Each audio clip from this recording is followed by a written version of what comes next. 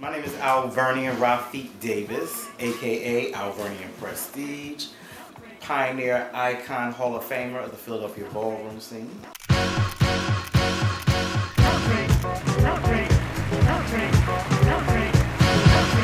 Well, I came out in 1986 when I was 14. A friend of mine, we went to boarding school together, and we were home on school break. His name was Daryl Jarman. He's still one of my best friends to this day. He took me down 13th Street, and I was just gagging of the men that I would never thought that was gay, or the trans women that were so beautiful. I bumped into a girl down there. Her name was Renee, not Renee Karam. This was the older Renee. She was a friend of my mother's. My mom used to do her hair, and she used to come to our house all the time. So when I ran into her on 13th Street, and I was like, "What are you doing down here?" And she was like, "I knew you was gonna be gay." And I was like, "Are you a lesbian?" And she was like, "No, I'm a trans woman." So I gagged about that. I loved the gay scene back then. It was a little more fun, organized.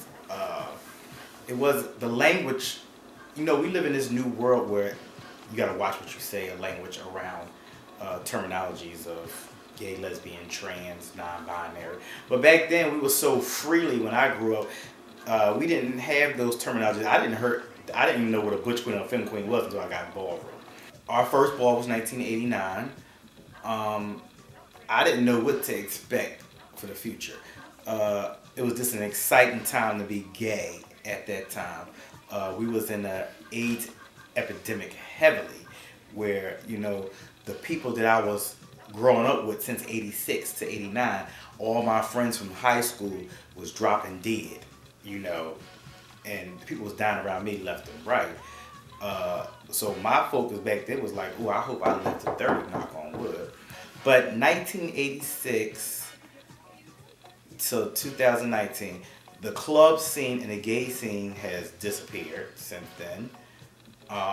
The ball scene has evolved, which is a good thing.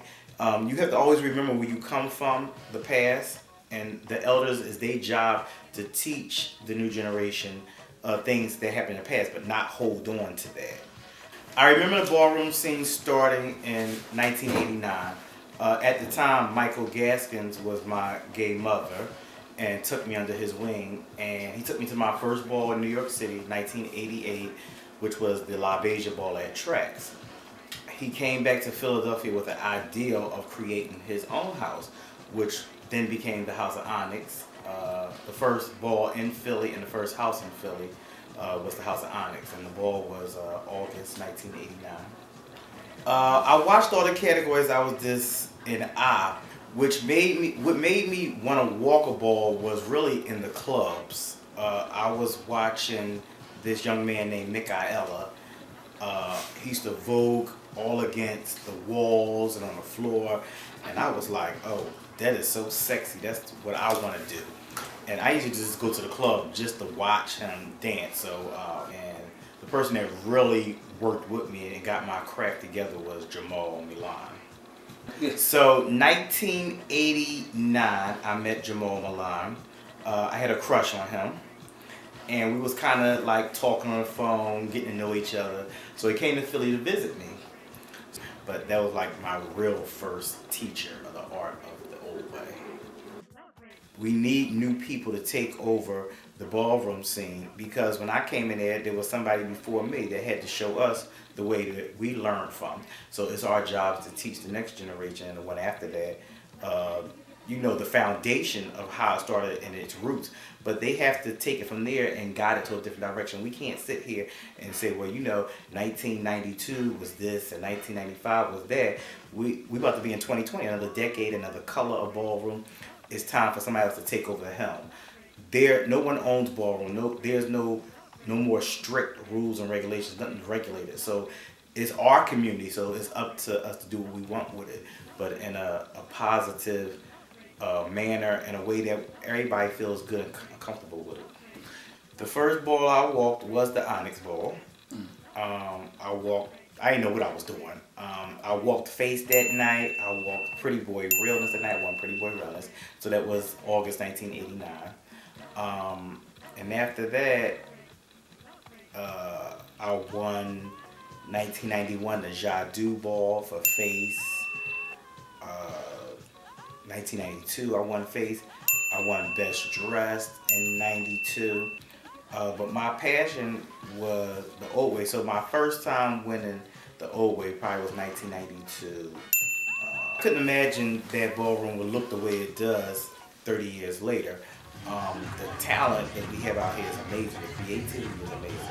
Ballroom has spread internationally. It's in Japan and Paris and Amsterdam and Russia. You know, not that we not think that it would spread internationally, but even nationally in the United States. So, you know, when I was out, ballroom was confined to New York, New Jersey, Philadelphia, Baltimore, D.C. area. There were no other ball scenes in that early 90s. If I've never entered ballroom, I don't think I would have met half the people that I know. The connections, the relationships, traveling from state to state.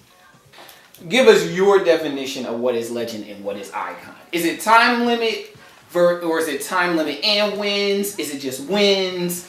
What is it? So my definition of a legend and icon from my personal experience of growing up in the scene from 1988 till now. But legend back then, when I used to go to balls and they used to call people out, this is the legend or the up and coming legend. I didn't even know who them people was. I didn't even know what the word legendary represented as far as ballroom goes. But when you heard that, you gave the respect and stood up and clapped for people. I've never seen them a day in my life, but you know, back then people had that type of respect. When you heard legend, no matter if you knew them or not, you gave them the respect and applauded them. So when I became legendary, you know, I put in a lot of work.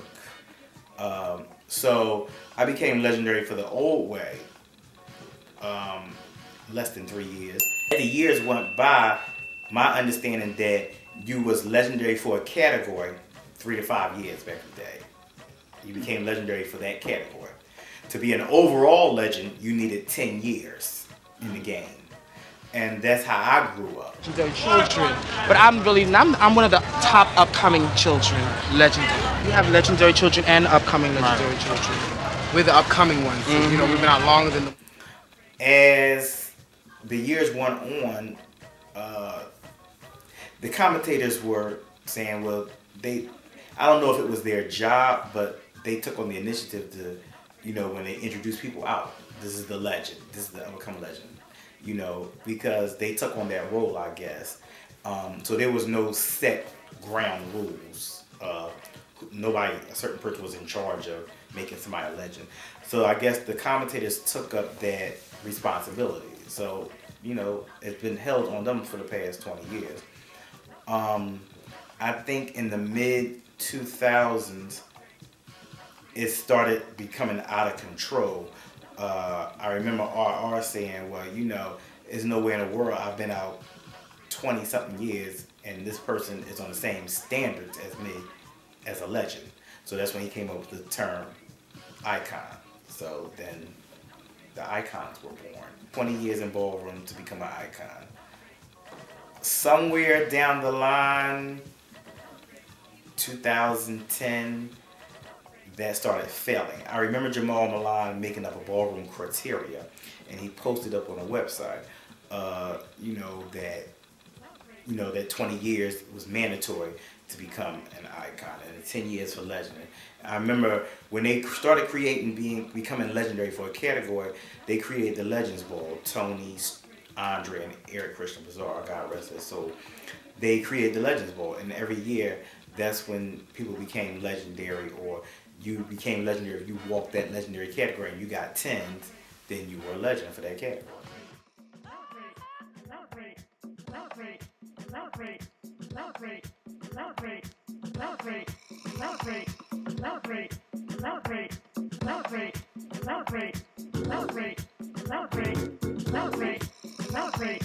Celebrate.